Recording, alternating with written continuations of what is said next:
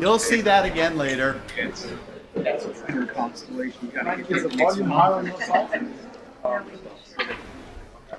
It makes sense. How long version you got? Anywhere from Yeah, they have like little.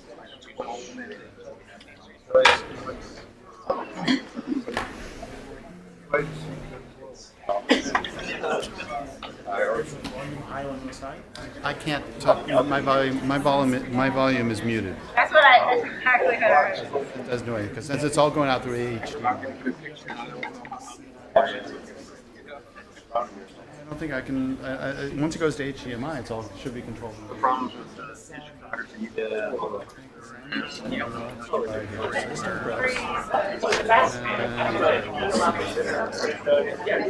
There we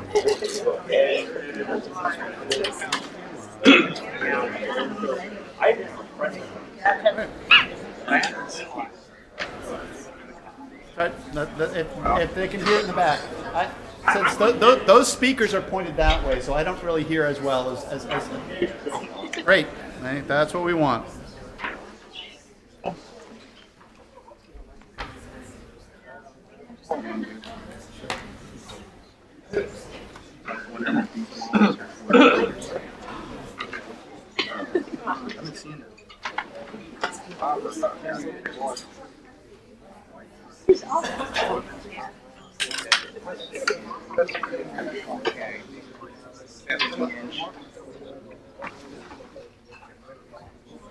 there you go.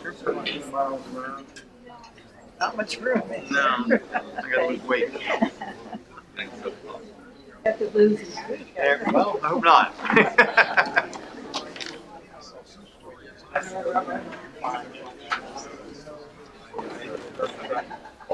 not my thing. I see Blade Runner, but I haven't done it. the original one.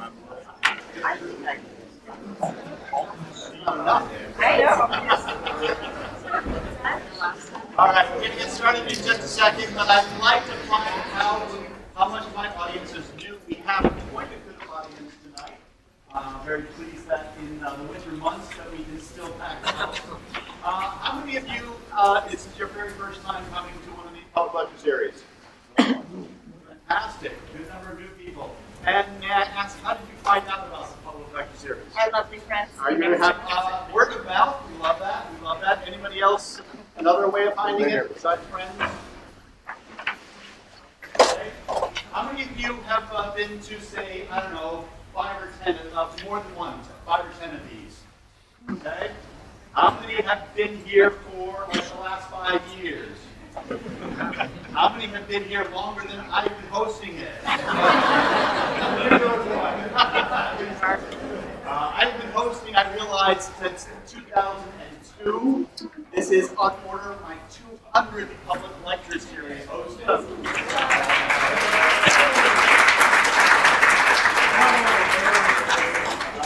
were just discussing it in a meeting today, and I was like, wow, that's really, yeah, okay.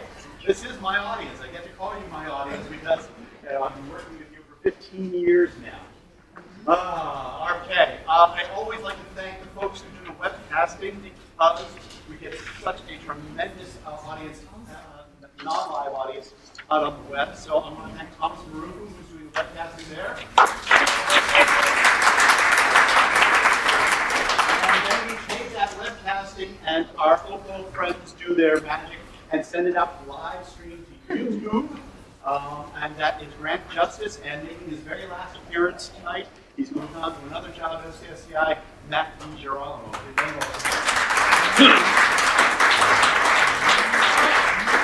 I think we are ready. Let me just do a microphone check. Check, check. I think we are ready. Thomas, let's go. Good evening, ladies and gentlemen, and welcome to the Space Telescope Public Lecture Series. It is my joy and pleasure to be your host. I am Dr. Frank Summers of the Office of Public Outreach. On your way in, you could have grabbed a lithograph. Tonight's lithograph is the Interacting Galaxies ARP 147. There are a lot of interacting galaxies that have these ARP names because ARP created the catalog, okay? If you want to learn more about interacting galaxies, you can turn over on the back and read about them. If you did not get one on your way in, they are down here on both sides. Grab one on your way out. Tonight, I guess my pointer's gone. Tonight we have The Wildest Weather in the Universe, a very catchy title, which I think is partly responsible for so many of you showing up today, by Hannah Wakeford. Next month, we have another very catchy title, Mapping the United Federation of Planets, an astronomer's guide to the galaxy. And yes, that is a Star Trek reference, and yes, Star Trek will be part of the talk next month, although it will be used in a scientific context for mapping the galaxy. In April, we do not actually have a title, so I gave it the title Lovely Plumage on Europa. Susanna and I chatted on the phone today. She said, I'll talk about the plumes on Europa. And I said, oh, the lovely plumage story. And so I wrote that as a placeholder, and she was supposed to email me an actual title, and I forgot to, I don't know if she actually did, because I forgot to check. So that it's about the plumes on Europa. Okay, it'll be a cool talk. Susanna's a very good speaker. All right, and in May, a talk that I've been trying to get for a while, Andy Fruchter has agreed to talk about gravitational wave astronomy, the new way we're going to view the universe with gravitational waves. So you can find all about all our upcoming talks on our website. That has on the right the list of the upcoming talks. On the left, we have links to our webcasting and our recordings of them on YouTube. When we are live, you can click those and go directly to those. You can also sign up for email. If you just go to your favorite search engine and type in Hubble Public Talks or Space Telescope Public Talks, you will find this web page. If you would like email announcements, actually you don't, you sign up at the website. I mentioned that down the lower left is our email server, listserv, so you can subscribe or unsubscribe there. If you have comments or questions, you can send it to the email address publiclecture@stsci.edu. Social media. Last month I said I'd start including the Webb Telescope accounts, and here they are for you. We have Facebook, Twitter, YouTube, Instagram, and probably more for both Hubble and Webb, and some for the Space Telescope Science Institute as well. I do a tiny bit of social media on a blog and Facebook and Google and Twitter, so if you want to hear more from me, you can do that. The observatory. The question is whether or not the weather is permitting. Did somebody notice whether the clouds were up when they came in? Oh, somebody's giving me the thumbs down. Okay, it was a questionable, and Irini may have emailed me her decision by now, but the audience gives us a thumbs down, so it probably will not happen.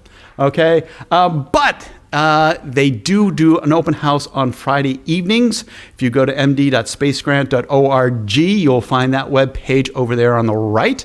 And in that box where it says observatory status, each Friday by like 5 or 6 p.m., they update it with the information as to whether they're going to be open that Friday evening. Okay? So check that out. Sorry that we probably won't be able to get that in tonight. And now, News from the Universe for February 2018, in which we answer that amazingly scientifically detailed question, do black holes burp? Now, massive galaxies are known to have supermassive black holes at their very core. This is a massive galaxy, and there is a supermassive black hole at its core. But of course you can't see it because the supermassive black hole is tiny compared to the galaxy. But these supermassive black holes can cause huge emission. This one is called Hercules A, and when viewed in radio light, it looks like that. From that tiny supermassive black hole in the core are emitted huge jets of emission that spew out across the galaxy and beyond the galaxy to form these giant radio lobes. Now, not every supermassive black hole is in this phase when there's giant jets of emission coming from them. Sometimes it's a little harder to find. They're not always in this emission phase. And what we want to know when we look at the cosmological history of these supermassive black holes is how often are they on when there's material falling in and stuff that's being emitted back out, and how often are they quiescent? How often are they quiet and they're not really emitting? That's one of the things that the cosmologists really want to understand about these black holes over time. So here is a Hubble image of a galaxy SDSS J1354, okay? That's just its catalog number in the Sloan Digital Sky Survey. And this is the Hubble image of the galaxy, and the galaxy we're interested in is not the one at the top, but it's actually the one at the bottom, okay? The one at the bottom has a supermassive black hole that's active. Now, what you will notice between the top and the bottom is that there's sort of a striation material that seems to be flowing down from the one at the top. These two galaxies are believed to be interacting, okay? And when galaxies interact, sometimes material from one galaxy can accrete onto the other galaxy. And so what we wanted to know, what we found out when looking in X-rays is that the supermassive black hole in the bottom galaxy is turned on. It is in an emissive phase because here is the Chandra X-ray Observatory. Now you got to look carefully, all right? There's Hubble and Chandra. Okay, you can see that purple X-ray emission that identifies what's coming from that supermassive black hole. So let's magnify that and give you a little bit of context here. What we see here is that the material is coming from it, and that white burst above it appears to be material spewed out of the supermassive black hole. Matter of fact, what they tell me, and it's kind of hard, I couldn't really see it in the image, is that there are two periods of emission. And given the speed that this material is traveling away, that it was in emission and then 100,000 years of being quiet and then another emission. The hypothesis, the best explanation for it is that these two galaxies interacted, material flowed in, all right, and started to spiral in on the supermassive black hole. Some was spewed out, and then it went quiet for a while, and then some more was spewed out. All right? And in the press release, they call these burps from a supermassive black hole. I kid you not, in the actual press release, they use the word burp. But is it really a burp? And I would say no. Because when you or I burp, it comes from inside us and spews out, right? But material doesn't come out of a black hole, right? Even light can't escape from a black hole. It's not the supermassive black hole that is burping, but rather the material is falling onto an accretion disk around the supermassive black hole. Some of that material goes into the black hole. Some of the material gets flung back out from the accretion disk. Okay? So I would say, just to be a little technical, that it's the accretion disk that is burping and not the supermassive black hole. So that's my answer to that question. Our second story tonight, the launch of a new era. Way back in the 60s, in the Apollo era, we had the Saturn V rocket, the most powerful launch vehicle that America has ever had. And this actually is the launch of Apollo 11 from Kennedy. And the Saturn V rocket was retired back in 1973. It was followed by the Space Shuttle. This, by the way, is the launch that carried the Hubble Space Telescope into orbit. And you can see the launch on the right, but also you can see another STS actually testing on another launch pad at the same time, okay?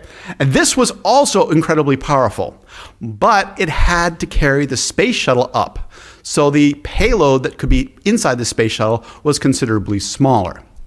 And so what people have been looking for is a really big boost to get into space. And so NASA has plans for a wonderful system coming up. But in the meantime, we have developed commercial companies, such as SpaceX, Elon Musk's company, SpaceX. And this is their workhorse, the Falcon 9 launch booster, so-called 9 because there are 9 engines in this booster, okay? And they have been launching these for several years and putting satellites into orbit with it. But it wasn't powerful enough. So what Elon Musk is a little bit ambitious, and what does he want to do? He wants to make the world's most powerful rocket. This one is the Falcon Heavy. And you will notice it looks very much like the Falcon 9, except it has outboard motors on it, which are, in fact, 2 other boosters, identical boosters. So there are 27 engines on this 3-pronged rocket.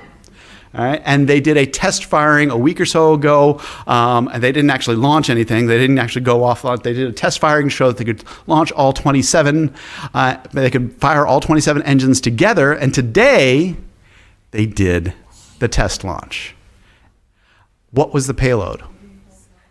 The payload was from Elon Musk's other company, the Tesla cars, and it was a Tesla Roadster, a cherry red Tesla Roadster with a dummy in one of the SpaceX spacesuits in the driver's seat, okay? This is the actual Roadster that was on the payload today, okay? And did it work? Yeah. Oh yeah, yes it did. Here is the footage released by SpaceX showing the Falcon Heavy launching from the space pad. And once it got up, the 2 side boosters separated, all right? And they came back and landed vertically.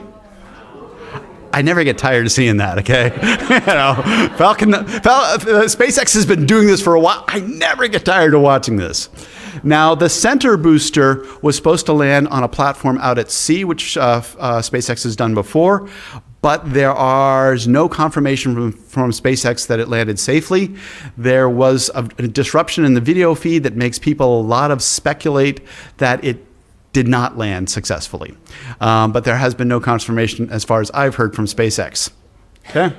And then they had the payload deployment. So this is footage of the Tesla Roadster being deployed into space. Okay? Yes.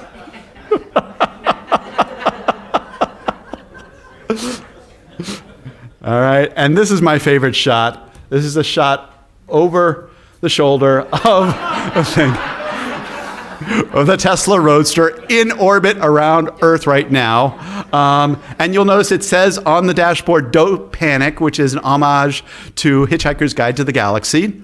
And Elon Musk says, yes, there is a towel in the glove box, for those who know. All right, and while this is a lot of fun, it actually makes for a really interesting point in our history of space. Because right now, the most powerful launch vehicle on the planet is not from a nationalized space agency, but it's from a commercial space company. And that's a new era in space flight. All right. Now, of course, NASA has planned the SLS, which will be more powerful than the Falcon Heavy when it goes. But for now, SpaceX has the most powerful launch vehicle, and if you want to get something heavy into space, they're the people to go to. So this, I love the audacity of Elon Musk, and I love that he has a sense of humor. So this was fantastic. All right, so yeah, I'm not exactly sure the timing of it. It's got to get out past the Van Allen belts, and then the second stage will fire and try to put it into orbit around the sun that goes out to the orbit of Mars. So we'll have a Tesla Roadster orbiting, driving around the solar system, sort of like interplanetary NASCAR, but it's only a one-vehicle race. And actually, it'll have quite some frequent flyer miles, but it's still actually a low mileage car, right? You want to go back where? Here? That? Okay.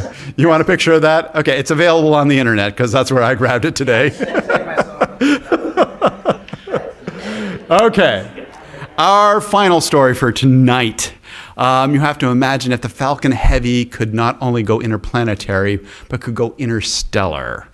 All right, and could shift wavelengths. All right, our outreach program is now called the Universe of Learning, NASA's Universe of Learning. We used to be funded as the Hubble Outreach Program, or the James Webb Space Outreach Program, or the Spitzer Outreach Program, or the Chandra X-ray Observatory Outreach Program. They were associated with the missions. Well, NASA refunded things in a multi-mission way where our outreach is about the astronomy and it covers all the various wavelengths. And so, for example, one of the things we've been doing for years, and actually the Spitzer folks have been doing a lot of too, is doing sort of a slider here where you can slide from the visible light view on the left to the infrared view on the right. And as you move that slider across the screen, it shows you how the universe looks in visible and infrared. And we found this to be a very powerful thing to do. All right? But, that's doing it in 2 dimensions. We wanted to take these 2 images of the Orion Nebula, on the left from the Hubble Space Telescope, and on the right from the Spitzer Space Telescope. And we wanted to do that same thing in 3D. So one thing you notice automatically is that the Spitzer image covers a much larger area. It's infrared radiation, which comes from cooler gas, which spreads out further in the nebula. You can actually see the whole bowl of the Orion Nebula over there. There's also more stars in the infrared because you're seeing the fainter, cooler stars that shine mostly in the infrared. But when you get down into the detail, Hubble has higher resolution, and you can see those bow shocks and those protoplanetary disks and all sorts of cool fine-grained structures in Hubble. Of course, you can't see it at this resolution, but you'll see it in a second, that you can't see in Spitzer. So what we did is we built a model of the Orion Nebula for the IMAX film Hubble 3D using visible light. Then we rebuilt the model using the Spitzer data in infrared. And then we're going to fly you into it. So, Thomas, can we take the lights down a little bit? All right.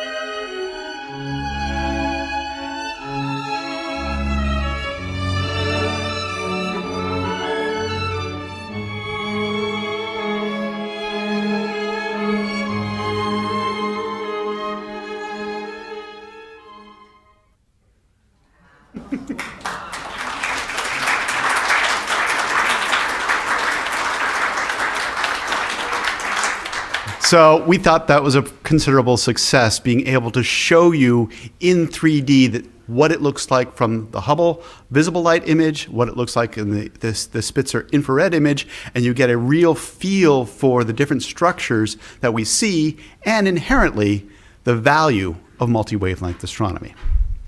All right, so now we go to our featured speaker tonight. And our featured speaker is Hannah Wakeford. She got her, let's see, let me just find things. All right, she got her PhD in physics from the University of Exeter. Previous to that, you were at the University of Wales in some city that I'm not sure I can pronounce. So Aberystwyth. Yeah, you'll have to pronounce it yourself, okay? And she also worked at the University Center in Svalbard in the Arctic at 78 degrees north latitude. Yeah, that's further north than I'm sure anybody of us have ever been. She can tell you about that. If you thought it was cold here last week, no, you don't know cold. She has worked at the NASA Goddard Space Flight Center as a NASA postdoctoral fellow after getting her PhD, and she came here as the 2017 Giacconi Fellow here. And one of the most important things is that she has extensive experience in public outreach, working on a podcast called Exocast about exoplanets, as you might guess, as well as writing a blog called Stellar Planet. All right. And she can tell you more about that, but I'm looking forward to seeing how she performs. Hearing her tonight, ladies and gentlemen, Hannah Wakeford.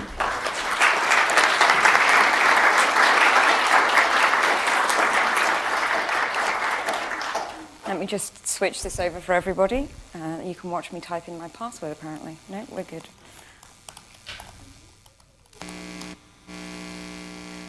Okay. Well, all right then.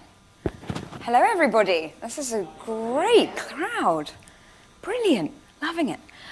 So I'm going to take you on a little bit of a journey across our galaxy through different worlds and looking at some of the wildest weather that we have actually been able to look at and understand. I'm going to start our journey a little bit closer to home. This is our wonderful solar system to scale, and I love this picture because it really puts a good perspective on our planets and ourself. Right down here, tiny little dot. Poor Pluto and the Plutoids out there. This is our solar system encapsulated in a single image. And I'm going to take you through what makes up these planets, what's really interesting about these planets, and where weather comes from. Now, you can't have weather without a little bit of gas. Mercury has really only got a little bit of gas. Mercury's weather comes from when the sun bombards it with particles. The sun's particles come out in the solar wind and they hit the surface of Mercury. There's nothing getting in the way of that. Just slams into the surface. That actually then causes other particles to be lifted up from the rock. And that forms Mercury's atmosphere. It's not permanent. It's very intermittent. It only has this gas around Mercury at very specific points where the solar wind has hit it. We don't really call that an atmosphere. So it doesn't really have weather. What Mercury has is the sun's weather, and it lives inside the sun's atmosphere. Venus, on the other hand, has something very, very different. Venus has an atmosphere which contains lots of different materials, but it's one of the smallest percentages of these materials, this SO2, sulfuric acid, that causes the most trouble for Venus. This is a gorgeous image of Venus from the JAXA, the Japanese Space Agency satellite, which is in orbit around it now, called Akatsuki. And if I just take a next look at that, we can zoom in on these cloud structures that you have in the atmosphere. This image is taken in the infrared. And what you're seeing from those dark bits there is this sulfuric acid in the atmosphere. It extends for hundreds of kilometers. It makes up 0.015% of the material in the atmosphere. But if we were sitting in the atmosphere of Venus at the same pressure as we're all feeling right now, a centimeter per square inch, we'd be sitting right in the clouds, and we would have melted away. This stuff is horrible.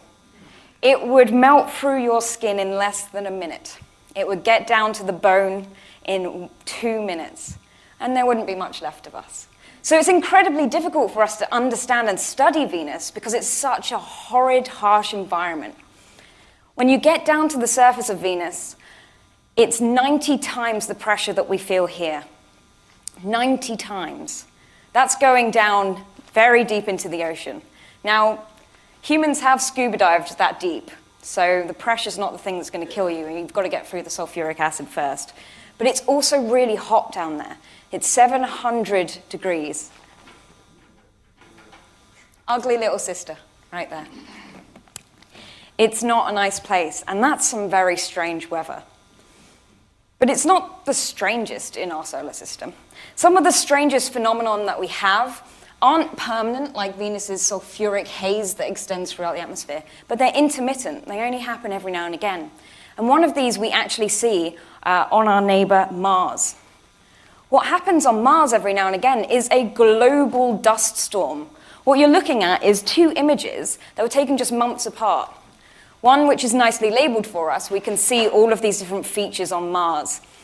And the next one, just a couple of months later, everything is wiped out. You can just see the shadow of the edge of this Eden region. A global dust storm can encompass Mars in just a week.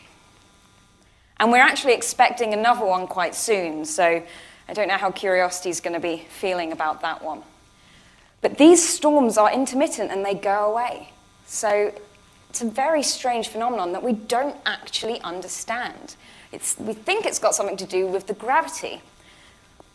But people are still trying to work that out. And it's really great that we've got these different missions that are going into orbit around Mars, and we've got missions on the surface that can monitor these for a long time, so we can see these chance occurrences. So that's just another strange thing. Those are our terrestrial planets. These are small rocky worlds. What happens when we stick a load of gas on top of that? Well, you get something like Jupiter. Isn't that gorgeous? I want pictures like this of everything. This is a beautiful image that was taken with Juno, which is currently in orbit around Jupiter. And you could fit 3 Earths in the side of that storm. That is a hurricane the size of 3 Earths. That's hard to imagine. That's not something you can really put a scale to. To try and help out, this is Jupiter looking down at its pole where you can see these gorgeous vortices. This is just dynamics in action. This is fluid dynamics at its core. And you can fit 11 Earths across that. So the storm around near the equator, just south of the equator on Jupiter, is 3 times the size of the Earth. Jupiter itself is 11 times the size of the Earth. That is a humongous storm. You do not want to be caught in there. Not only is it a huge storm, but actually some of the scientific evidence has shown that it's heating up the atmosphere above it. So the storm itself is colder than the air that it's generating above. And that's really interesting for us to try and understand, that this massive hurricane is generating heat high up in the atmosphere. How is it transferring that heat, and where's it going afterwards? Is that what's sustaining the fact that this storm is still there? Now, Hubble Space Telescope images have shown that this storm is changing size. It's kind of fluctuating. But that's over many years' timescale.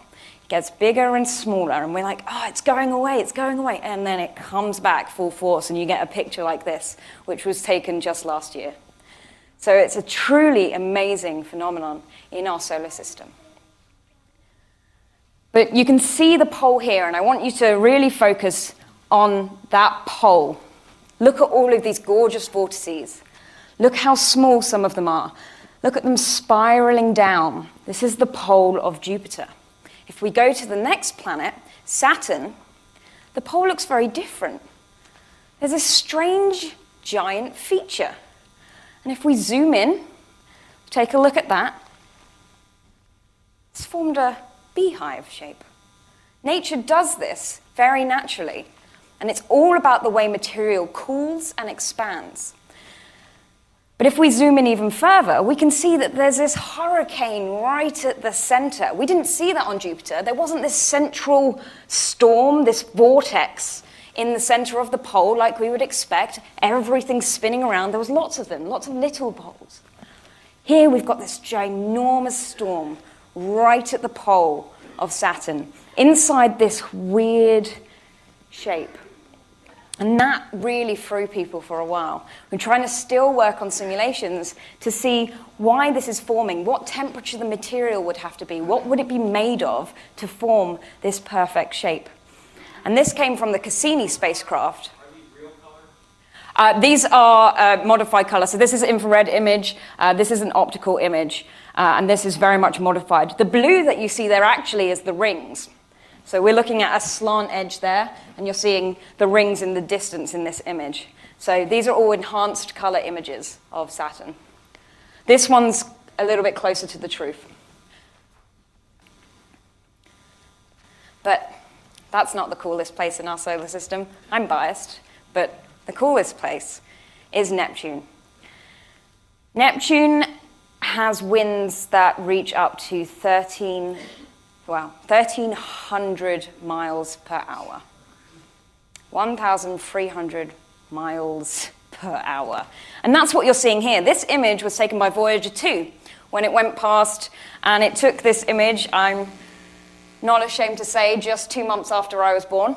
I'm as old as this image is. And it's a fantastic picture of our most distant giant. Neptune is an ice giant.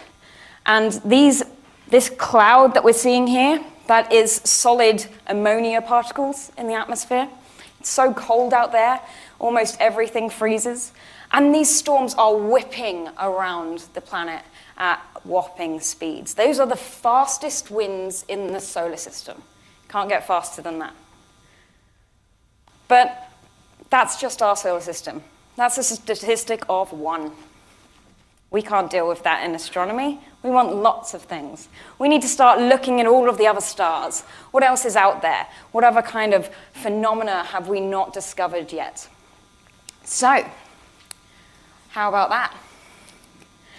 That's just an artist's impression of just a handful of the planets that have been discovered in the last 2 decades. There are now over 4,000 planets that have been discovered outside of our solar system orbiting other stars. If you look up in the night sky, over 50% of them will have planets. And those are just the ones we can see. The stars that we can't see have planets that number in the billions. More planets than there are stars. And we're just trying to look for them and trying to understand them. That really helps us try and understand our own solar system. Now, there's very few graphs in this talk, but allow me a couple. This is telling you the planets that have been discovered. At the bottom is their separation from their star, so how far away they are from their star. And up the side is the size of those planets, the mass of them. Now, to put this in context, I dumped the solar system on top of it for you. So we've got Jupiter up there in amongst those blue triangles. We've got Saturn, Uranus, and Neptune out there. There's nothing really that we've discovered in that space in the diagram. And we've got Earth down here. Now, the reason why we haven't discovered anything in these portions is purely to do with the techniques that we use and the ability of our instruments. It's not that they're not there, it's that it's really difficult to find them. And that's a little bit of a problem that we're trying to work out. But what you're seeing here in red are these transits, and if you've heard about the Kepler mission, Kepler was a beauty. It was so prolific at finding these planets, we're still trying to work out if some of them were real. It has in its catalogue thousands more candidate worlds that people on the ground are doing observations of right now, trying to work out if those are real planets orbiting other stars. So this number's just going to keep going up. This isn't steady, this isn't everything. This is just a tiny fraction of what is out there. But what I want you to focus on is this corner up here, away from Jupiter, in a very strange parameter space. In this corner of the diagram, we are so close to the star that we are 20 times closer than the Earth is to the sun. That's even 8 times closer to their stars than Mercury is to our sun. And we just said that the sun is bombarding Mercury's surface with huge amounts of radiation and particles. Mercury sits inside the sun's atmosphere. These are 8 times closer to their star than Mercury is. But also, the ones at the top here, they're as big as Jupiter. Take Jupiter, that 11 times the size of the Earth planet, and stick it right next to the sun. That's what we're seeing here in this top corner. This is showing us that there are these giant Jupiter-sized worlds. Now, to put that in context in something that you can go home and you can visualize and try and understand, I want you to imagine that the Earth was the size of a pea. Now, on this scale, if we had our nice Jupiter 11 times that size, it would be about the size of an orange. Some of these are bigger than Jupiter. You can see that. They go all the way up here. On average, these planets here are the size of a large watermelon. They're huge compared to what we have in our solar system. Now, you'll be hard-pressed to find such a beautifully spherical watermelon, but if you could imagine that, it's a little bit crazy. I find this is a very helpful, I call it my fruit basket of planets. The Neptune ones, if you wanted to look for something this size, they'd be about the size of a plum, nice purple world. And those are actually, if you look here, most of the planets that have been discovered are these Neptune-sized worlds. Neptune is 4 times the size of the Earth, and most of the planets that have been discovered are Neptune-sized worlds, or something that is slightly smaller, and something we don't have in our solar system to compare to. So there's a lot out there that we really don't understand yet. But how do we take this further? This is just telling us numbers. This is just telling us that there are other planets out there. We want to look a little bit closer. We want to try and understand those worlds. Now, what I'm showing you here is how we do that. We look for the light that has come directly from that planet. So we're seeing the emission from that planet itself, ignoring the star. Or we're looking at the starlight that has shone through that atmosphere before reaching us, and we get an absorption spectrum. So if that starlight is shining through that planetary atmosphere, anything in that atmosphere is going to block that light. And every single molecule has its own little absorption spectrum, its own little pattern, and we can look for those. It's the same in emission. They've got their own little patterns that we can look for. But the amount of light that is put out by the planet alone is very small, so that's very difficult to do. This, on the other hand, if that planet is passing directly in front of that star, we can do this. And we can do this by something called transmission spectroscopy. So take absorption spectrum. We are then shining the light through the atmosphere. It absorbs and transmits the rest of it, which is why it's called a transmission spectrum rather than the absorption spectrum, just to confuse everyone. It confuses everyone that isn't an exoplanet scientist. I think we did it on purpose. So what we're doing is we're looking at that planet as it passes in front of its star. As it does, it blocks out a very small amount of that light.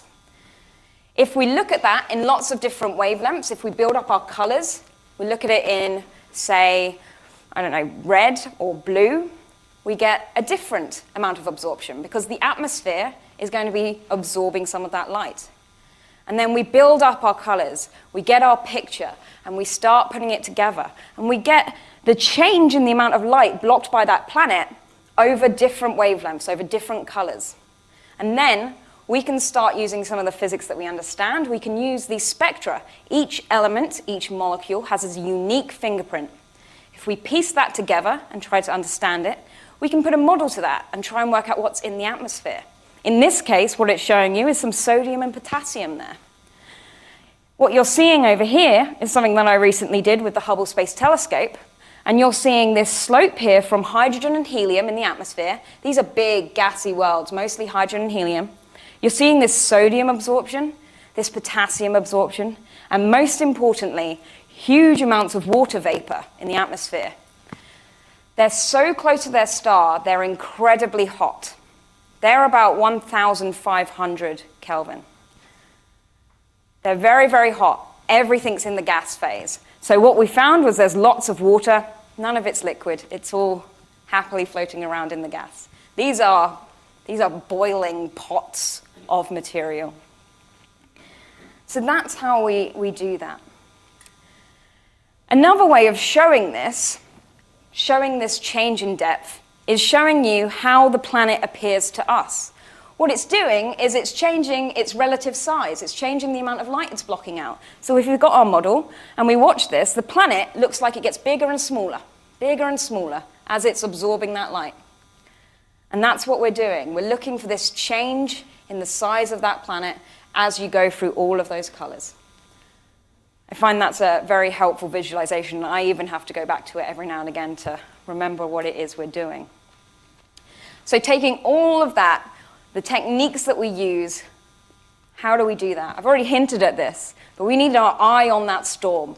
We need to be looking for this. How are we doing that?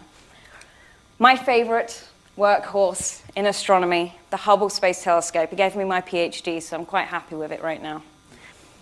The Hubble Space Telescope has been an amazing tour de force of looking at these exoplanet atmospheres. And this is showing you 10 different planets. And you can see them happily rotating there. These are 10 different planets that we looked at with the Hubble Space Telescope, and we got that spectrum, we got those fingerprints from those molecules. But what we found was that these Jupiter-sized planets, all of them bigger than Jupiter, all of them about 20 times closer to their star than we are to the sun, so we would expect them all to be roughly the same. They're all different, of course they are. Why wouldn't they be? Nature's a pain. We have no clue. They are all different, and what we're seeing here is that they go from very clear atmospheres, so what we would expect to be finding, all gas phase, everything's a gas, it's so hot, it should be a gas, down to these ones which display really flat spectra. We don't know, there's something blocking that. What is blocking that? Down to these ones which show these huge slants, which shows that things are scattering in the blue end, and then in the red end, they're not. What is happening here? What I love about this little animation is that if you watch it carefully, you can see that they're all rotating at a different speed. And that's because they have different orbital periods. And their orbital period matches their rotation speed. We have that phenomenon here, the moon. The orbital period of the moon matches the rotation period of the moon. A year on the moon is the same length as a day on the moon. These are what is called tidally locked to their star. They have a permanent day side, which is always facing the star, and a permanent night side, which is always facing away. You have heat from the star bombarding one side, and no light at all getting to the other side of that planet. So that does some very strange things to a planetary atmosphere. And I'm going to take you through some of those later. But it's not just these 10 planets that we've looked at. This is just a smattering of some of the work that I've been doing. I've got more now where all of those gaps are, so I've got some work ahead of me. But what we're finding is that these giant planets, 80% of them show evidence that there is water vapor in their atmosphere. We're seeing this fingerprint of water gas in the atmosphere of these giant planets. Water is the third most abundant molecule in the entire universe. It's absolutely everywhere we look. And we need to really understand the balance of water in these atmospheres to work out where and how they formed. But unfortunately, we can't quite get there yet because we can't constrain it. A lot of these have very large uncertainties on them. That means that we can't precisely measure how much water there is. And only roughly 5% of them have this nice, precise measurement so that we can work out perhaps where that planet formed. Enter the James Webb Space Telescope. And for those of you who were here at the last one, we had a really nice presentation on the James Webb Space Telescope. It's going to be launching in spring of next year, and it is going to be a lot larger than Hubble. It's going to be a lot further away from the Earth, so we're not going to have the Earth's light getting in the way. And it's going to be looking in the infrared, in a different wavelength. And what that allows us to do is look for different molecules. Instead of just looking at the water that we can see here, we're also looking for this carbon dioxide in the atmosphere. And that's really important for us to understand the balance between oxygen and carbon. This is just a simulation that was done by one of my colleagues, Natasha Batalha, and this is simulating the atmosphere of one of those planets that I showed you before. We're going to get absolutely beautiful precision data on these so that we can understand this planet's atmosphere. Where did it come from? How did it get there? What is it made of? Now, that's not the only one. There's loads of them that we're going to be looking at. This is just one from a DD, Director's Discretionary Early Release Science Time, that has been awarded to the exoplanet transiting community. And we're going to be getting observations of this giant planet called WASP-79b. Great name. WASP-79b, from our observations with Hubble, which are in gray in the background there, this is what we predict we're going to be observing with the James Webb Space Telescope. Amazing precision there on the CO and CO2 features and the water. And what you can see here in red is what we understand based on Hubble data alone, and then in blue, how much better we would understand this planet's atmosphere just from adding these observations with the James Webb Space Telescope. So we have a huge amount to learn about these exoplanets, and it's all going to be coming in the next decade. We're going to know so much more about how planetary systems form and how a planetary system like our own formed. So that's all to look forward to. But let's delve into the atmospheres of some of these planets a little bit more. Explore some alien worlds with me. I want you to watch this video. I want you to tell me what you think this is. Sunrise. Beautiful sunrise. But that's the sunrise of this planet here. And that's the sunrise of the Earth to scale. What you'll notice is the colors are remarkably similar. What I think is immediately apparent is that it's a bit larger than what we're seeing here on the Earth.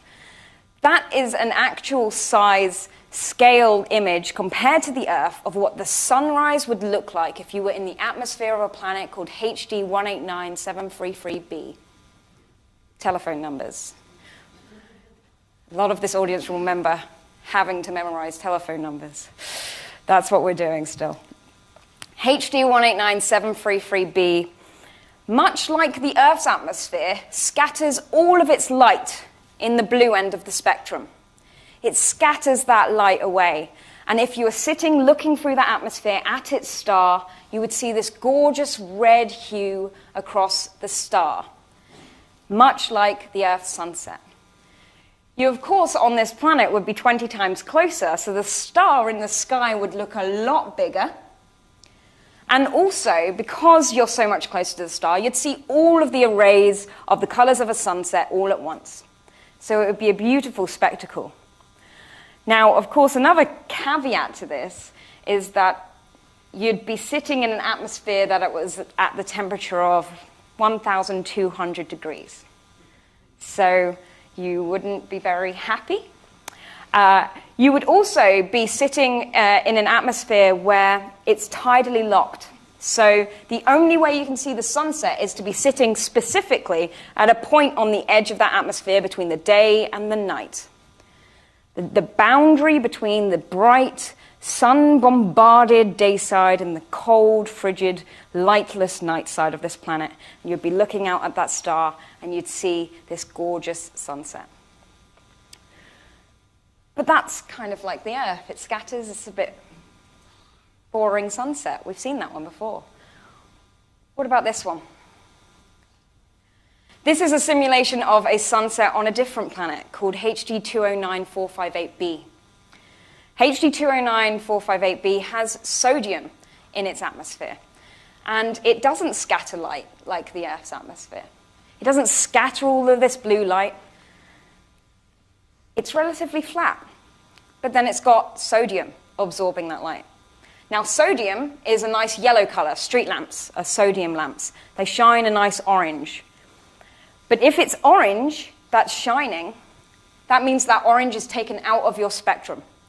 So it's being absorbed. You're not seeing that for your sunset. So take out that orange and then see what the sun would look like, and it would look a nice alien green blue. This is what the sun would look like, or the star that I'm going to say it wrong. HD 209458 is the star, the planet is the bee. So this is what HD 209458 would look like from the atmosphere of the planet. Alien green. And that's because there's sodium in that atmosphere. Absolutely brilliant. But I want to take you back to this boring, mundane sunset right now, because this planet's more interesting than it lets it out to be. This planet has shards in the wind. It is, as I said, 1,200 degrees. 1,200 degrees.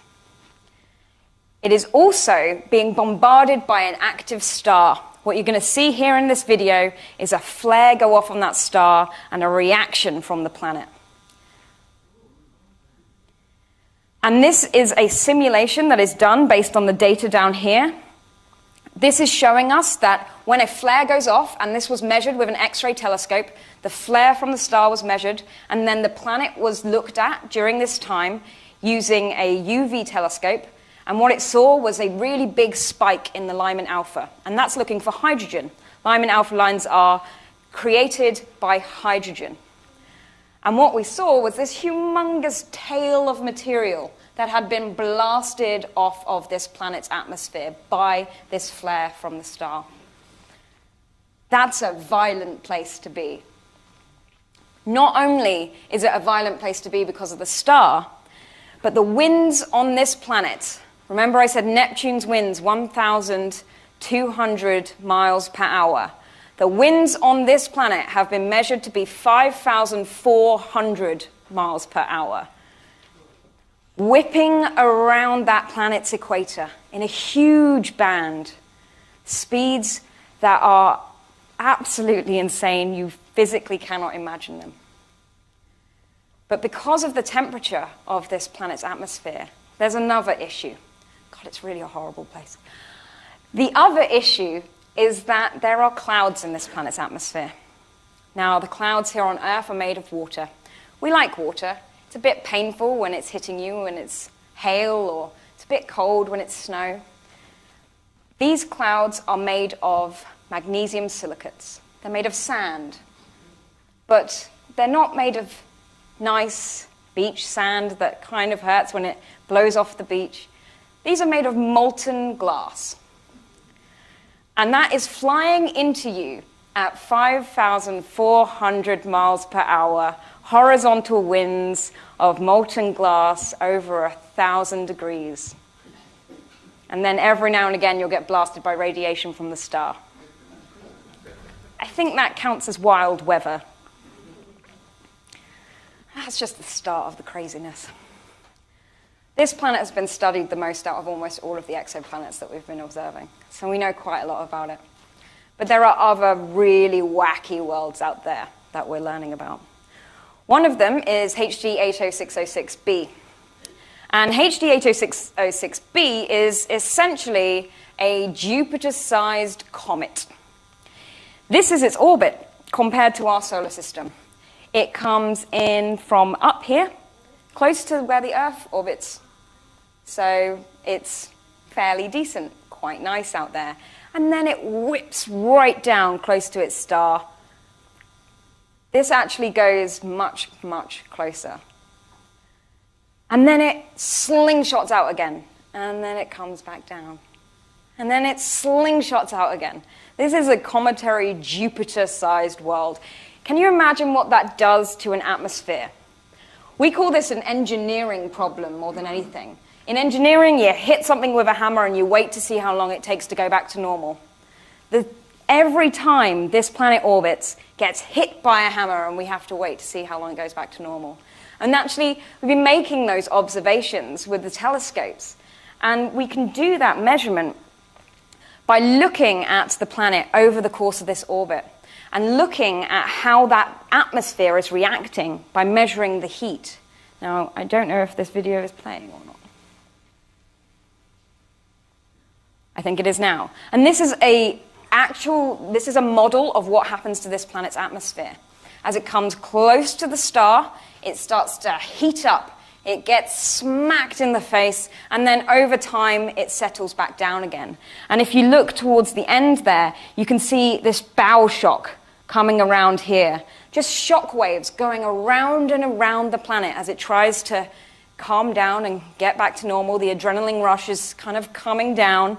We're sitting nice and happily back out here, and then roller coaster ride and getting hit again. This atmosphere goes through extreme growing pains every time it comes close to the star. And it's on a 111-day orbit. So it happens quite often for it.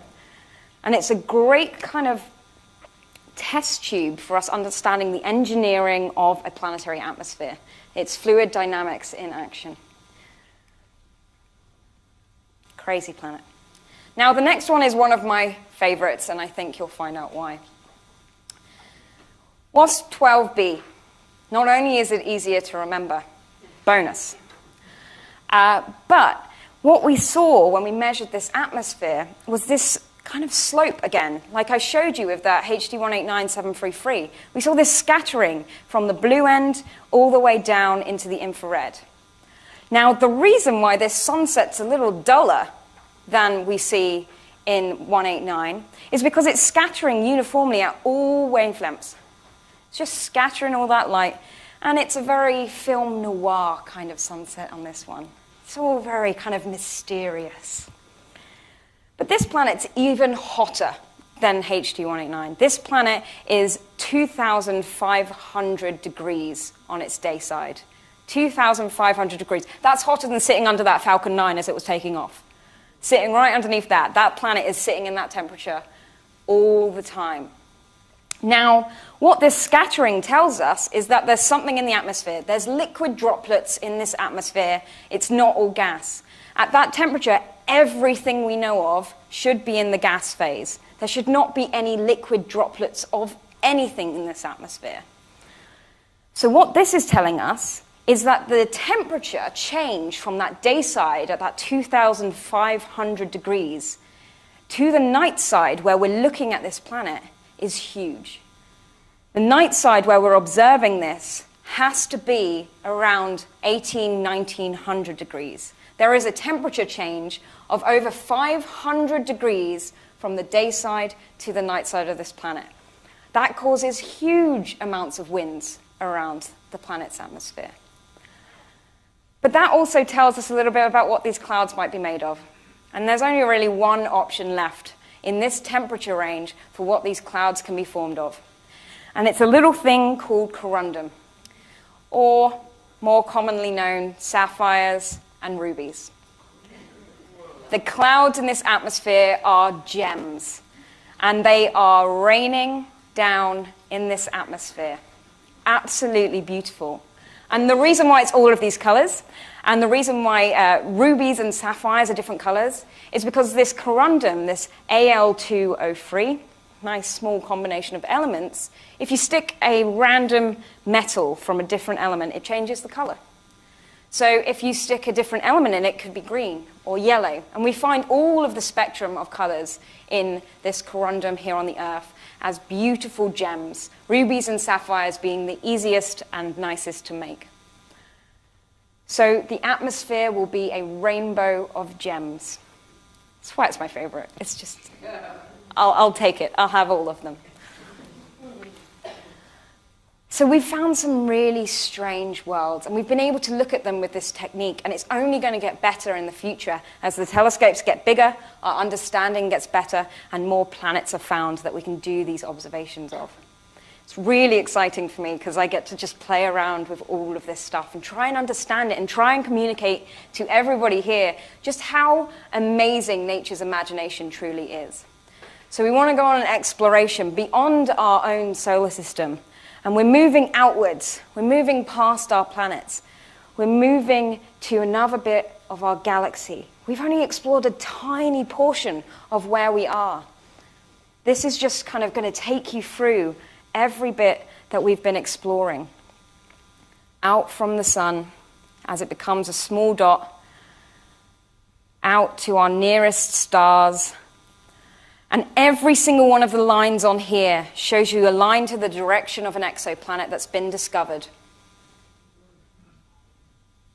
As we move out to our galaxy. Every single day, more exoplanets are being discovered. Every single day, we're learning more and more about these alien worlds. And in turn, learning more about our own solar system. It's not the end. There's going to be more. It's never the end. This is just the current look again. So this is the size of the planet versus the temperature of that planet. This is what we currently have thanks to Kepler and everything else that was not Kepler. In the future, so towards the end of this year, a satellite called TESS is going to be launched. And TESS is going to find planets all down in this range. Down in these smaller worlds, much more similar to the Earth. Down here. So we're going to be moving towards these smaller planets and trying to understand what a smaller planet, maybe not a Jupiter, actually looks like, what its atmosphere is like. And we're going to be finding colder planets. Colder planets are important. Their atmospheres are going to be very different from the ones that I've shown you today. They're going to have atmospheres that are filled with hydrocarbons, like Titan's atmosphere, filled with soots that are a bit of a pain, but are really interesting to study in the labs. They're going to be something we don't have in our solar system. And that makes it really exciting, because we don't have a test tube here where we can throw something at it. We have to learn remotely. We have to collect every photon we can. So I'm really looking forward to the future of exoplanets, and I hope you all keep an eye out for some of the most exciting discoveries that are coming, because we're going to be learning so much more, and there's going to be a lot more surprises along the way.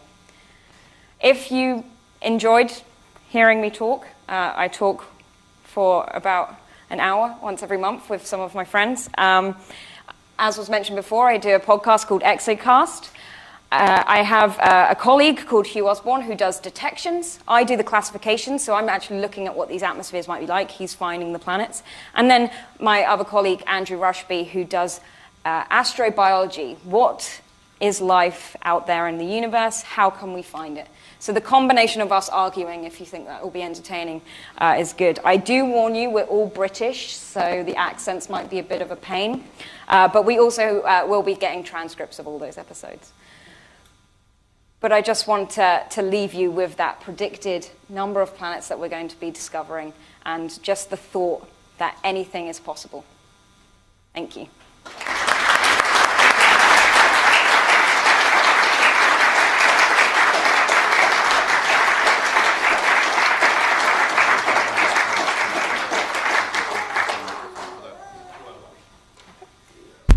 Okay, we have some questions for our speaker down front here. Yes, is Neptune highly locked? Neptune rotates. All right, so I have to repeat the question for the online audience. Is Neptune tidally locked, or does it rotate? So all of the planets in our solar system rotate.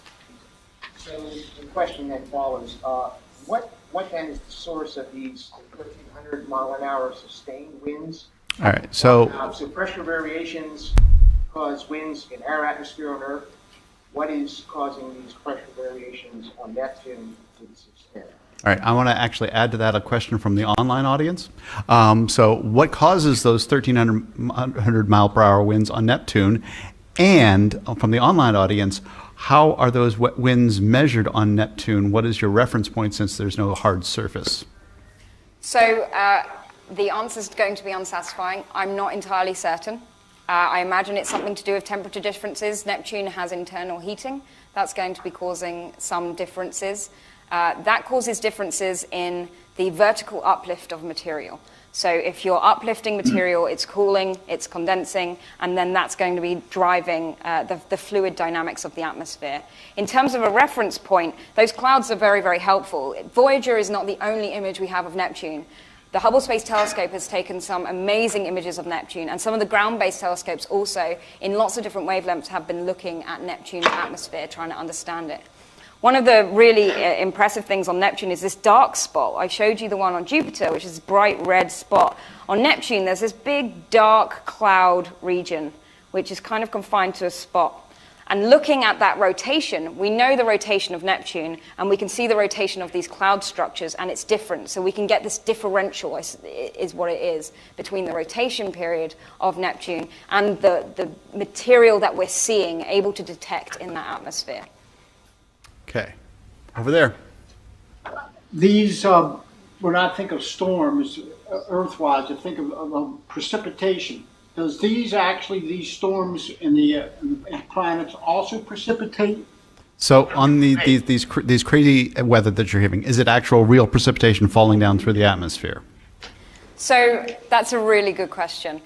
From the models that we have, these 3D GCMs, they're all based on Earth GCMs, which have then been expanded and applied to these giant planets and to the planets in our solar system. And what they're showing us is that you get this heat from the day side causes these very huge upwellings. And then on the night side of the planet, at this kind of terminator region, you get these updrafts and downdrafts, these upwellings and downwellings, where you're getting this precipitation. And it's not only those vertical motions that are doing it, but this temperature contrast from the boiling day side around to the night side means that you could have something that is heated to a high temperature, becomes a vapor on the day side, and then as it cools down, as it goes around the planet, it cools, it condenses, it rains out.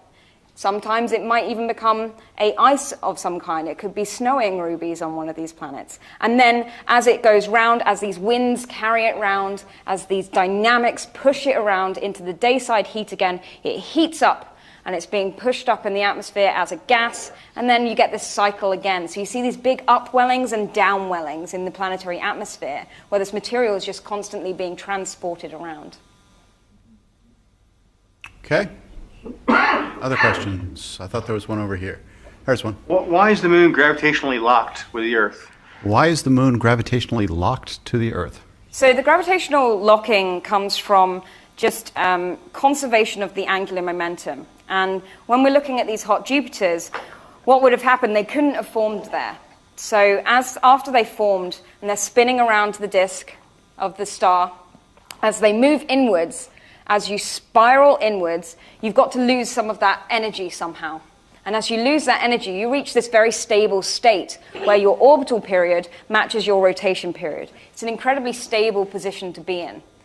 So the Earth and Moon system's a little different because the Moon started as the Earth, got bombarded, broken off, formed in this spiral ring structure. And the most energy efficient way is to be tidally locked. However, the Moon's moving further and further away from us every single year, so there might be a point in the Moon's future where it is no longer tidally locked to the Earth. I won't be around then. All right, over here. Question. You have these Jupiter and larger sized planets very close to a star. Is there a core that's holding them together, or are they just the aggregations of gas that have accumulated provides the stability? Because it seems like the energy being that close to the star is terrible. So I'm going to summarize that in terms of, you got these hot Jupiters, these gas giant planets in so close to the star. Why don't they evaporate away? What's keeping them together? That's a good question, and it's mainly the mass. There are actually some planets that have been discovered where we think they used to be these giant gassy worlds, but all of their atmosphere has got blown away. We see evidence of these very condensed, rocky cores of planets where they don't have an atmosphere, and they really should.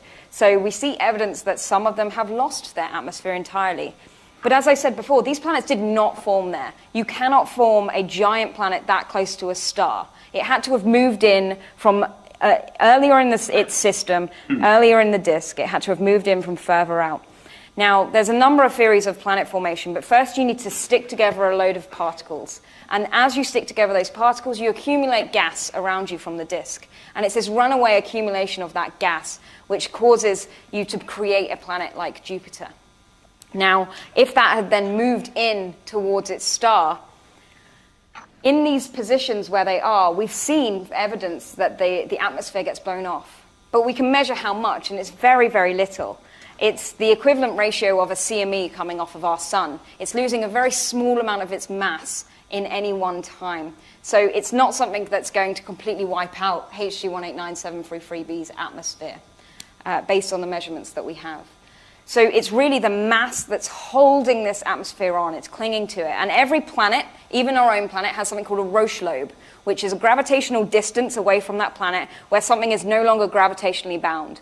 If the gas was energized enough so that it got outside of this Roche lobe, it would escape forever. It wouldn't ever come back.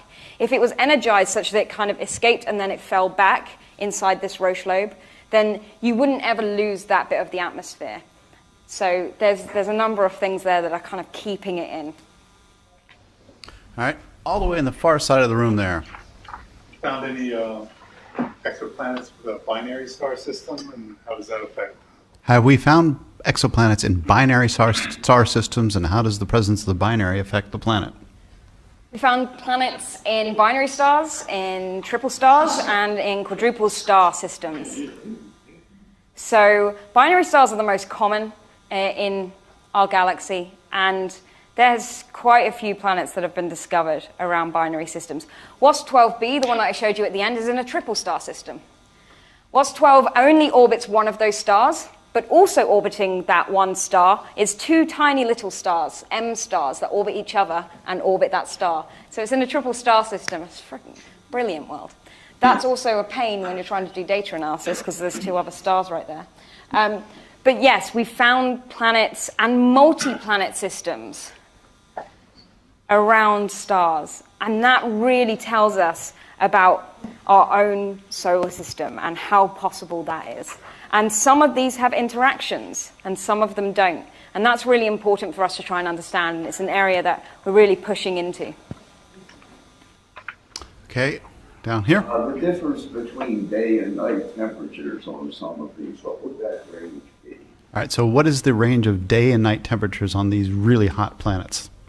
So that really depends on your dayside temperature, the orbital period of your planet, because the orbital period of your planet defines your rotation period of your planet. And the rotation period of your planet defines how dynamic the atmosphere is going to be, because that's a good driver of an atmosphere. So on some of the hottest ones, we expect that day-night contrast in temperatures to be in the range of 500 plus degrees. But on some of the cooler ones, and I say cooler because my temperature scale is completely wacky, HD 189 is a nice cool planet at 1,200 degrees. And on that nice cool planet, the temperature difference between the day and the night is only about 50 to 200 degrees. So it ranges based on the orbital period of that planet and the heat from the star. So a bigger star, a hotter star, will also be putting out way more heat, and therefore you get a bigger contrast there. And are those temperatures We're your... talking about Fahrenheit degrees? Yes. Kelvin. Yes. Okay. So centigrade degrees. Almost. It's very hot. Sorry, I don't do Yes, Fahrenheit. astronomers. That's what was my question too, because I know astronomers always work in Kelvin and I such. can give you Celsius. I can't give you Fahrenheit. I'm learning. I'm really trying to learn. All right. Question there. I'm interested in the time scale of variations in the conditions on the planet. You know, the Earth has been roughly the same for billions of years, and how can you tell anything about many of the planets? How long will their atmosphere last? Will the temperature stay the same, and so on? So really, he's asking research questions. Can we tell how long the atmospheres will last on these planets and other characteristics like that? So these planets are fairly old. They've been like this for a really long time. And as I said, they're not losing a huge amount of mass from their atmosphere. The planets that we've observed where they appear like they've lost all of their atmosphere, that clearly happened very early on and very quickly. So it's not expected that these giant planets will lose a humongous amount of their atmosphere at all in the lifetime of us looking at them the way that we are. In terms of intrinsic variations, weather patterns, that's a lot harder to do. One of the reasons we look at those really eccentric planets that I showed you before, that comet planet, HD 80606b, is because we can look at this variation over time of what an atmosphere does at different distances from a star, just from having one system. these are fairly consistent from what we have. The other problem with that is your measurement has to be so precise at every time you measure it. So if I measured it this year, and I got a really nice measurement, and I measured it next year and it was different, and then I measured it the year after and it was different again, I need to know that it's not the way that I'm doing my data analysis. I need to know that it's not something in the telescope. I need to know that it is actually something in that planet's atmosphere that's causing that, rather than something that we as scientists have done to look at that data.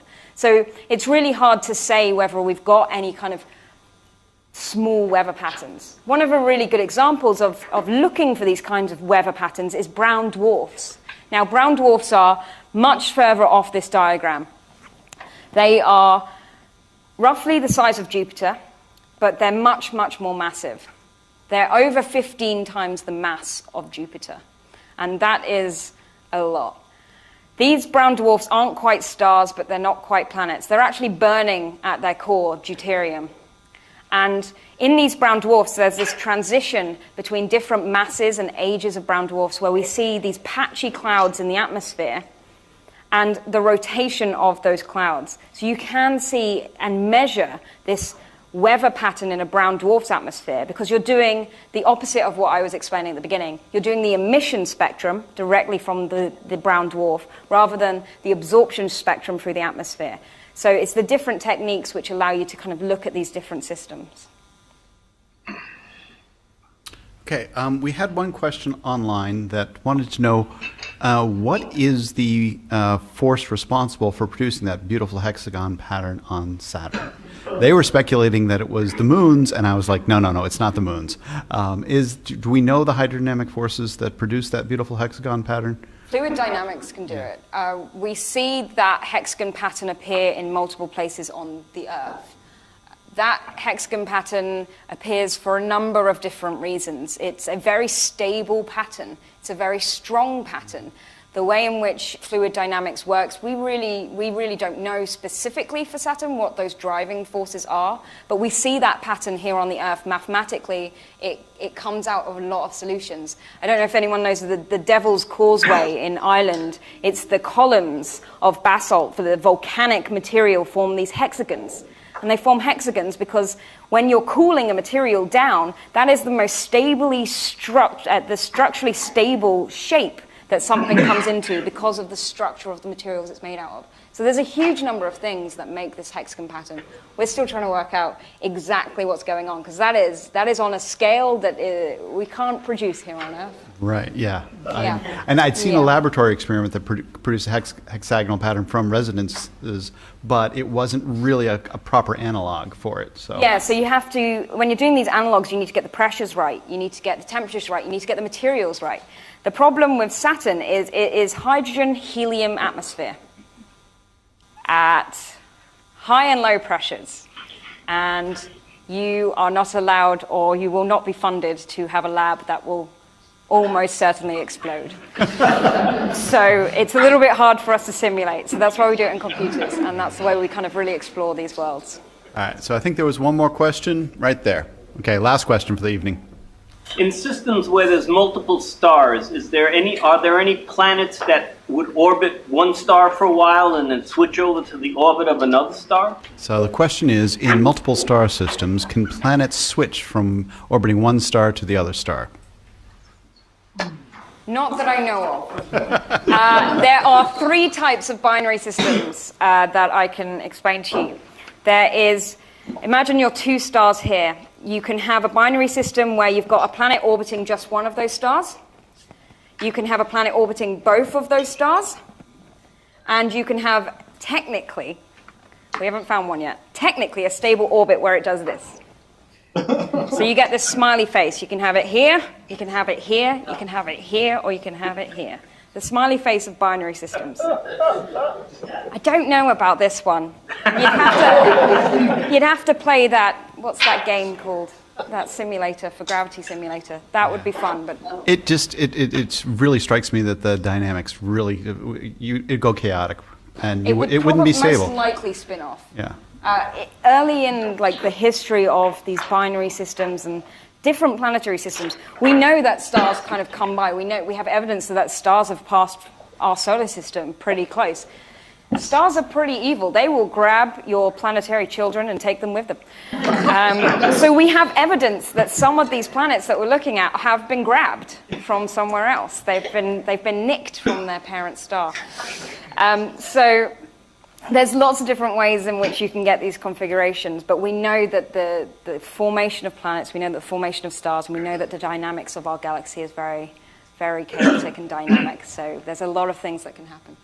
All right, so lesson for you. Hold on to your planets, okay? All right, so next month on March 6th, Mia Bovo will be talking about mapping the United Federation of Planets and Astronomers Guide to the Galaxy. And let us give Hannah one more big round of applause.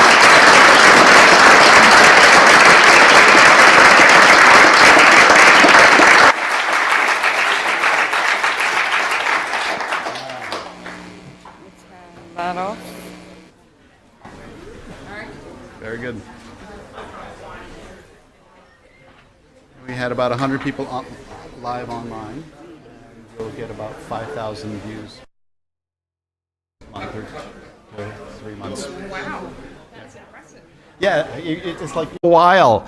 Andy Fruchter has agreed to talk about gravitational wave astronomy, the new way we're going to view the universe with gravitational waves. So you can find all about all our upcoming talks on our website. That has on the right the list of the upcoming talks. On the left, we have links to our webcasting and our recordings of them on YouTube. When we are live, you can click those and go directly to those.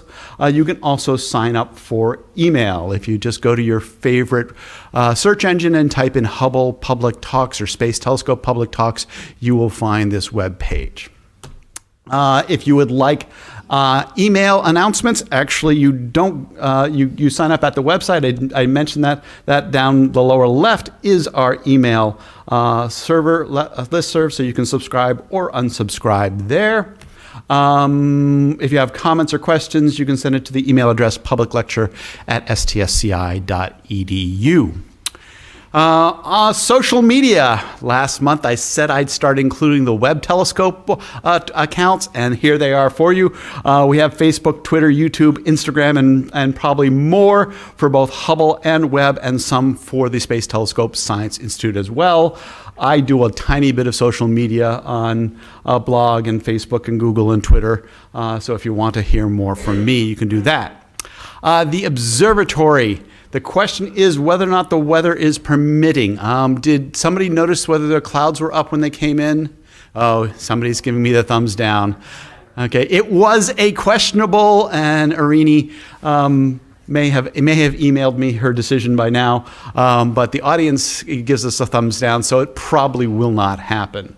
Okay, but they do an open house on Friday evenings. If you go to md.spacegrant.org, you'll find that web page over there on the right. And in that box where it says observatory status, each Friday by like 5 or 6 p.m., they update it with the information as to whether they're going to be open that Friday evening. Okay? So check that out. Sorry that we probably won't be able to get that in tonight. And now, News from the Universe for February 2018, in which we answer that amazingly scientifically detailed question, do black holes burp? Now, massive galaxies are known to have supermassive black holes at their very core. This is a massive galaxy, and there is a supermassive black hole at its core. But of course you can't see it because the supermassive black hole is tiny compared to the galaxy. But these supermassive black holes can cause huge emission. This one is called Hercules A, and when viewed in radio light, it looks like that. From that tiny supermassive black hole in the core are emitted huge jets of emission that spew out across the galaxy and beyond the galaxy to form these giant radial lobes. Now, not every supermassive black hole is in this phase when there's giant jets of emission coming from them. Sometimes it's a little harder to find. They're not always in this emission phase.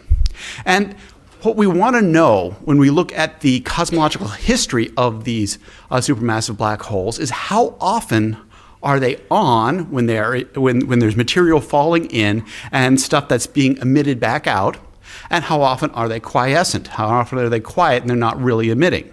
That's one of the things that the cosmologists really want to understand about these black holes over time.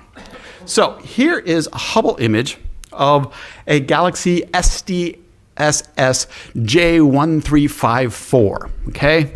That's just its catalog number in the Sloan Digital Sky Survey. And this is the Hubble image of the galaxy, and the galaxy we're interested in is not the one at the top, but it's actually the one at the bottom, okay?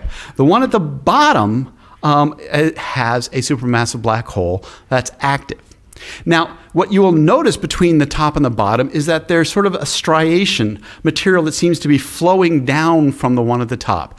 These two galaxies are believed to be interacting, okay? And when galaxies interact, sometimes material from one galaxy can accrete onto the other galaxy. And so what we wanted to know, what we found out when looking in X-rays is that the supermassive black hole in the bottom galaxy is turned on. It is in an emissive phase because here is the Chandra X-ray Observatory. Now you got to look carefully. All right, there's Hubble and Chandra. Okay, you can see that purple X-ray emission that identifies what's coming from that supermassive black hole. So let's magnify that and give you a little bit of context here. What we see here is that the material is coming from it, and that white burst above it appears to be material spewed out of the supermassive black hole. Matter of fact, what they tell me, and it's kind of hard, I couldn't really see it in the image, is that there are two periods of emission. And given the speed that this material is traveling away, that it was in emission, and then 100,000 years of being quiet, and then another emission. The hypothesis, the best explanation for it, is that these two galaxies interacted. Material flowed in, all right, and started to spiral in on the supermassive black hole. Some was spewed out, and then it went quiet for a while, and then some more was spewed out. All right? And in the press release, they call these burps from a supermassive black hole. I kid you not, in the actual press release, they use the word burp. But is it really a burp? And I would say no. Because when you or I burp, it comes from inside us and spews out, right? But material doesn't come out of a black hole, right? Even light can't escape from a black hole. It's not the supermassive black hole that is burping, but rather the material is falling onto onto an accretion disk around the supermassive black hole. I don't know, 5 or 10, more than one, 5 or 10 of these. Okay? How many have been here for like the last 5 years? How many have been here longer than I've been hosting it? I've been hosting, I realized, since 2002. This is on order of my 200th public lecture series hosted.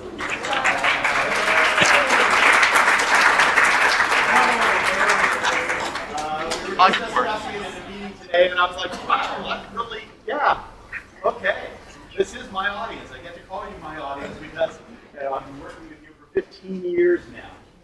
Okay. I always like to thank the folks who do the webcasting because we get such a tremendous audience, non-live audience out on the web. So I want to thank Thomas Maroon, who's doing the webcasting there.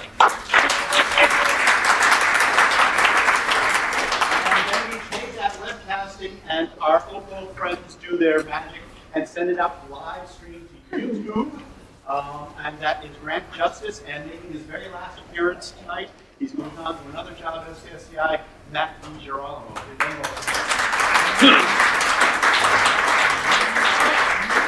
I think we are ready. Let me just do a microphone check.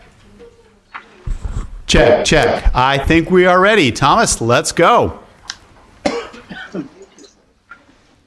Good evening, ladies and gentlemen, and welcome to the Space Telescope Public Lecture Series. It is my joy and pleasure to be your host. I am Dr. Frank Summers of the Office of Public Outreach. On your way in, you could have grabbed a lithograph.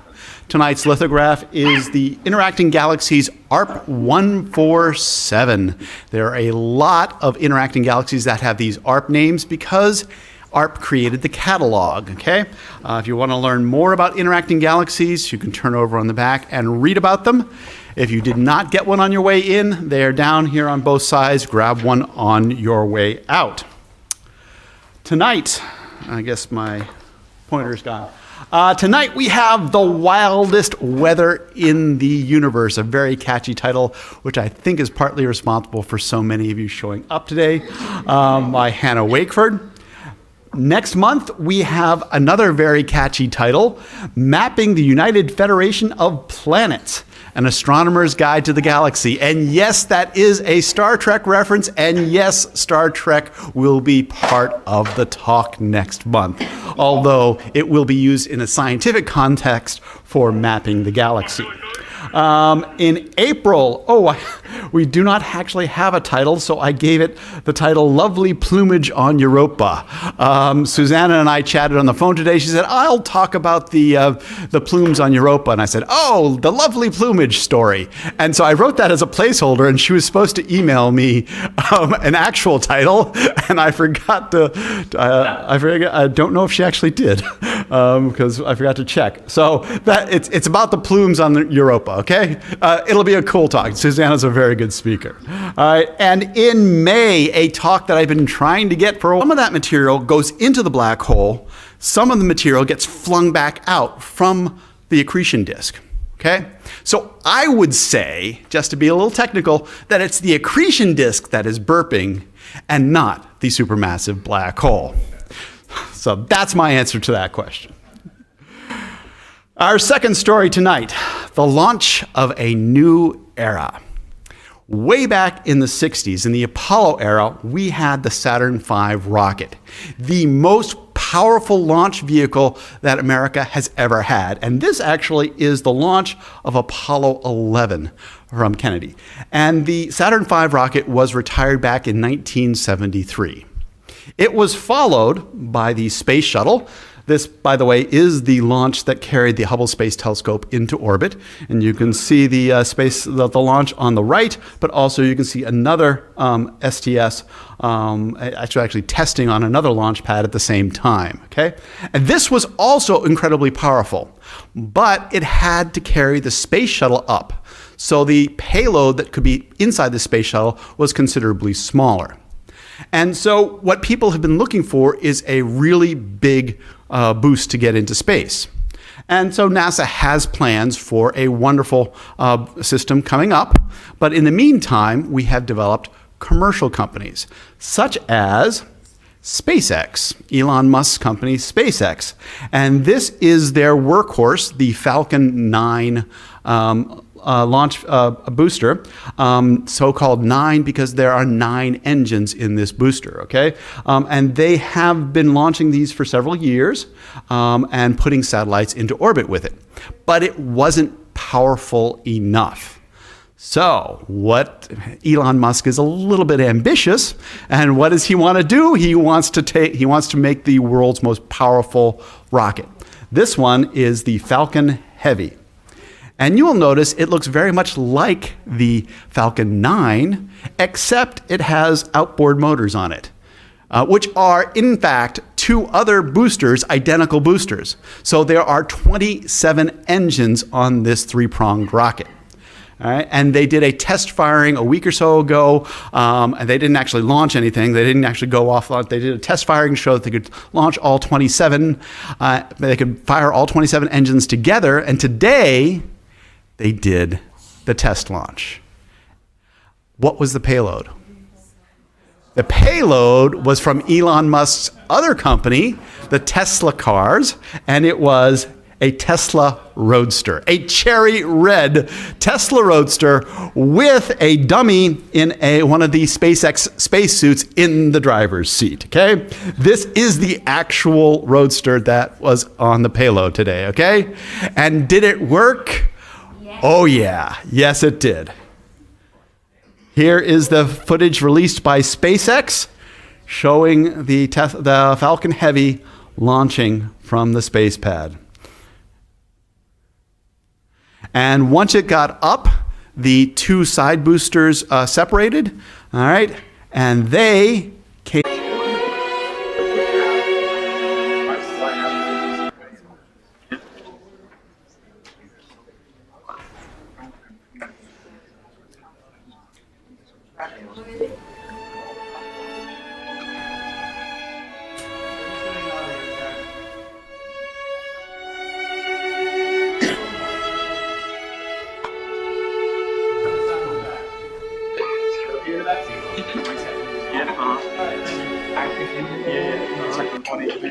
You'll see that again later. That's a winter constellation. You gotta get Is the volume higher on your side? That makes sense. How much version you got? Anywhere. Yeah, they have like little.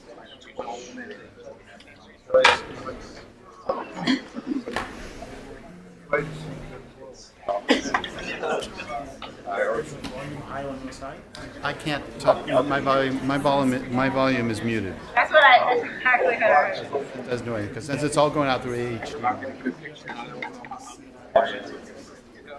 I don't think I can.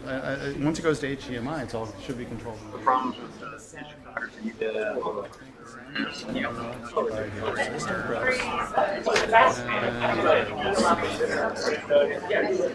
we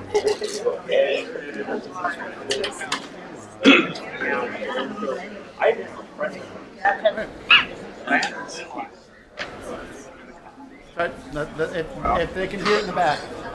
Since those speakers are pointed that way, so I don't really hear as well as great.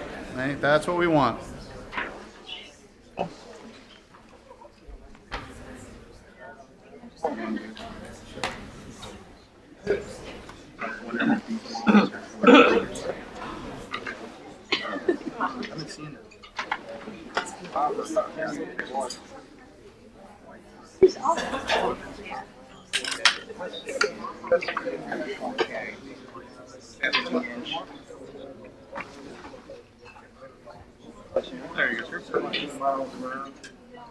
Not much room. No, I gotta lose weight. Have to lose his Well, I hope not. That's